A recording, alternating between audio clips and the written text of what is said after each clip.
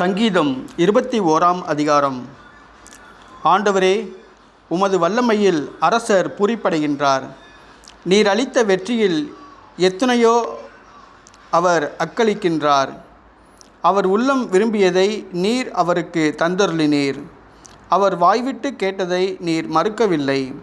உண்மையில் நலமிகு கொடைகள் ஏந்தி நீர் அவரை எதிர்கொண்டீர். அவர் தலையில் பசும்பொன் முடி சூட்டினீர்.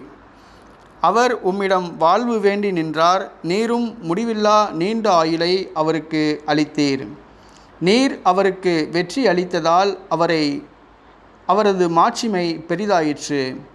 மேன்மையையும் மாண்பையும் அவருக்கு அருளினீர். உண்மையாகவே எந்நாளும் நிலைத்திருக்கும் ஆசிகளை அவர் பெற்றுள்ளார். உமது முகத்தை அவர் மகிழ்ச்சியுடன் கண்டுகளிக்கச் செய்தீர். ஏனெனில் அரசர் ஆண்டவரில் நம்பிக்கை வைக்கின்றார். உன்னதரின் பேரன்பினால் அவர் அசைவுறாதிருப்பார். உமது கை எதிரிகளையெல்லாம் தேடி பிடிக்கும்.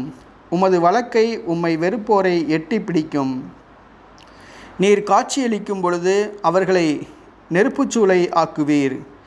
ஆண்டவர் சினங்கொண்டு அவர்களை அழிப்பார்.